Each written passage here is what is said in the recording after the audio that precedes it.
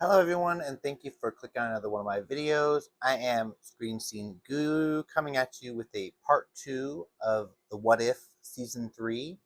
This is my reaction for the last 4 episodes of the show. So if you have not caught up on the first 4 episodes, I definitely recommend you guys going and checking out those.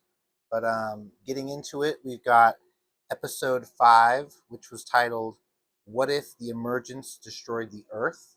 And this was primarily about Riri Williams. I know she's going to be an upcoming star showing up in the MCU. She's already made her debut with the Black Panther Wakanda Forever. I know a lot of people thought that her character was kind of a shoe-in, and that she didn't really have a whole lot of to do in the story. But apparently, she's going to move forward in the catalog of storytelling. She's going to get her own show later this year. I'm interested in checking it out.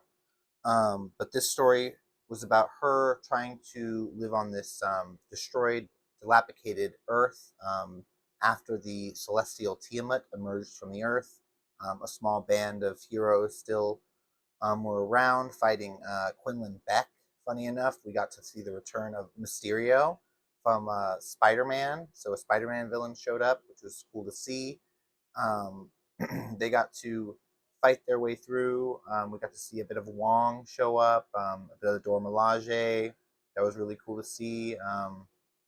Her getting to build herself a whole new suit. We got to see White Vision, which we've been waiting to see since WandaVision, which is very cool to see. Of course, he was a villain in this, which we're hoping to see what he'll be in the Vision Quest series.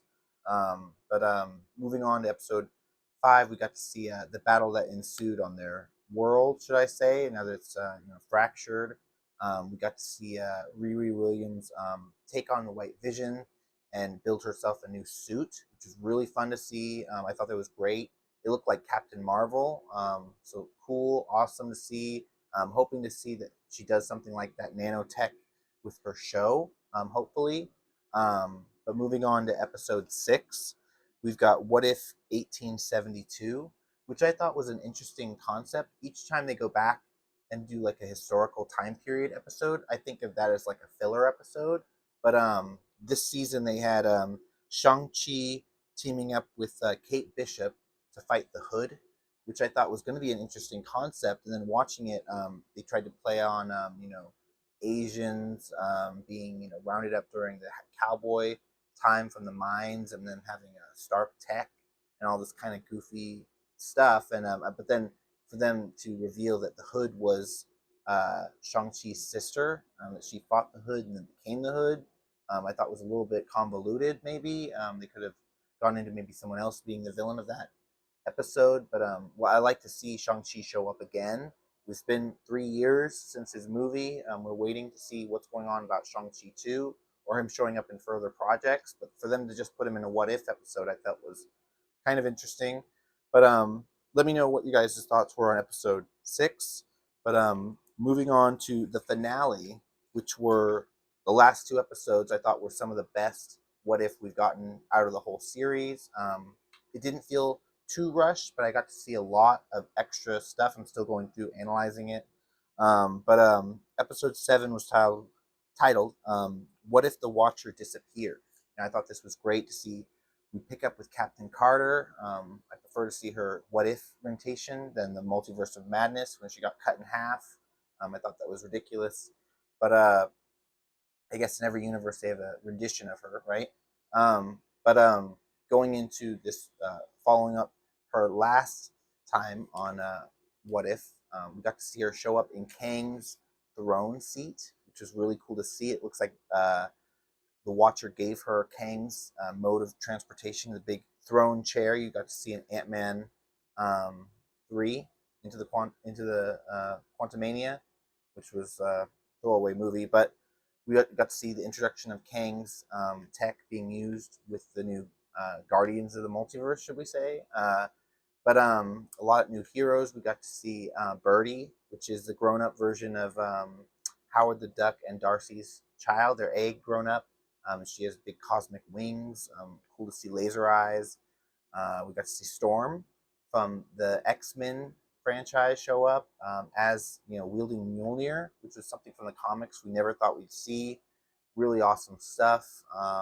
So that was really cool to see. We got to go into the people holding the Watcher. Now I got a little bit of notes jotted down, but we've got let's see, the Eminence and two other Watchers that all combine into being, this kind of council, if you will.